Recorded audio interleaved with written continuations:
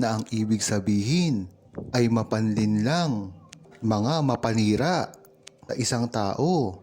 Yan nga ang nangyayari kay Maine Mendoza at Alden Richards at ito ay ginagawa ng mga armin at ng mga bashers nila.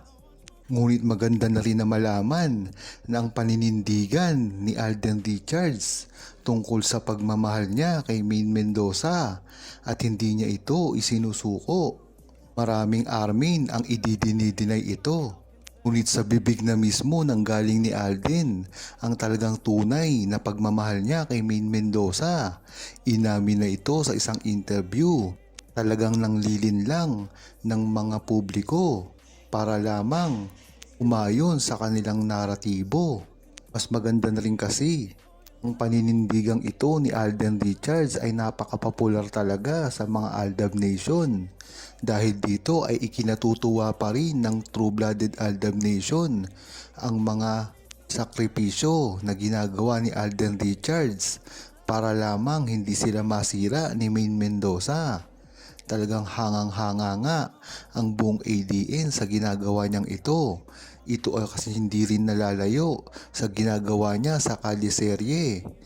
Ang pamamanhikan na lahat talaga ang ginagawa niya sa isang babae. Nakikita ng totoong Aldab Nation na talagang totoo ang ginagawa ni Alden Richards sa totoong buhay at hindi ito scripted. Ngunit bakit hanggang ngayon ay nananatili pa rin ito?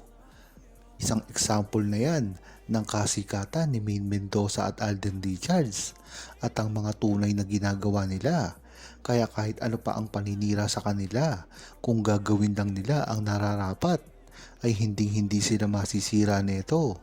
Kahit ano pang gawin nila, si Maine Mendoza at Alden Richards ay isang haligi na sa industriya.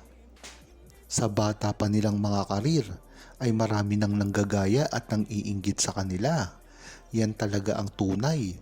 Kaya naman ang mga bashers na ito ay hindi na lang dapat nila pinapansin dahil wala naman itong mga alam at ang paninira lamang sa kanila ang gusto at hanggang ngayon ay tuloy-tuloy pa rin. Ngunit ika nga ni Alden Richards, hindi nyo masisira si Maine Mendoza dahil ang karisma ni Maine Mendoza ay hindi kayang gawain ng sino mang artista. May pinaghahandaan na naman si Alden Richards. Gaya nga ng sinabi ni Alden Richards na ang pagpapahinga niya ngayon sa showbiz ay isa lamang paghahanda sa napakalaki na naman niyang proyektong gagawin. Ito ba ay ang pelikula niyang gagawin na kay Maine Mendoza? Sana nga ito ay matuloy na dahil marami na ring senyales ang nagpapatunay dito at nagpapatibay ng muling pagsasama ni Maine Mendoza at Alden Richards.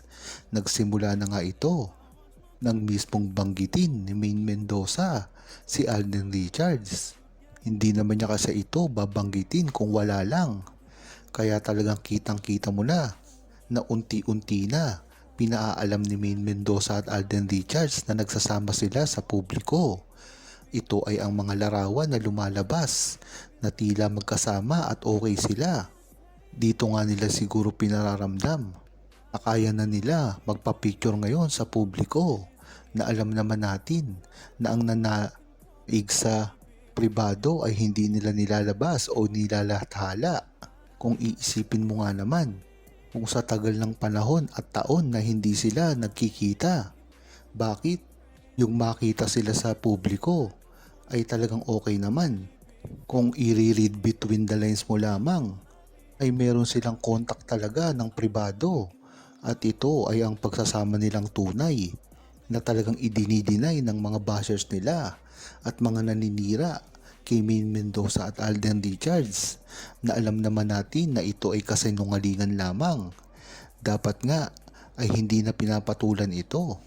Ngunit ang pagbaba sa kanila at paninira at mga walang alam pagdating sa relasyon ni Maine Mendoza at Alden Richards ay kung ano-ano na lamang ang pinagsasabi. Dahil nga naman para rin ito sa kanilang mga bias na paboritong artista na gustong-gusto nilang makamit ang estado na ginawa ni Maine Mendoza at Alden Richards. Ngunit hindi naman ito mangyayari dahil ang kasikatan ni Maine Mendoza at Alden Richards ay organic at kahit kailanman ay hindi na mapapantayan at magagaya pa ng iba. Kung gusto nilang magpasikat ng artista nila ay huwag nilang dapat gamitin si Maine Mendoza at Alden Richards dahil magiging kawawa lang sila at isang copycat dahil ang original talaga ay walang iba ang Aldab ni Maine Mendoza at Alden Richards. Mas makakatulong nga kay Maine Mendoza at Alden Richards kung aaminin nila ito sa publiko. Kung tutuusin nga ay dapat matagal na nila itong ginawa dahil hindi naman magrereklamo ang publiko dito dahil nasanay na sila dito. Ngunit magandang estratehiya rin ang ginagawa nilang ito para na rin sa kanilang big comeback. Ika nga naman, napakatagal nilang hindi gumawa ng proyekto at pelikula o teleserye. Tapos bigla na lang silang magsasama. Hindi ba't napakalaking balita nito? Tinitiyak ng buong Aldab Nation at publiko na ito ay magiging isang malaking proyekto na tatalunin pa. Iba't ibang mga naghahari sa pelikula kahit ang mga Hollywood pa. Yan naman talaga ang goal ni Alden Richards, makagawa ng isang blockbuster movie. Lalong-lalo na, kinakatakutan ito ng mga management at mga kalaban ni Maine Mendoza at Alden Richards dahil nga naman pag gumawa ng bagong record si Maine Mendoza at Alden Richards ay maiilathala na naman ito sa history. At dito nga ay wala na silang kawala dahil pag naitala ito sa history ay pag-uusapan na naman ang pangalan ni Maine Mendoza at Alden Richards na alam natin na iniiwasan ng mga management at ang mga kalaban nilang network. Lalong-lalo na ang mga artista na walang alam gawin kung hindi sirain ang pangalan ni Maine Mendoza at Alden Richards.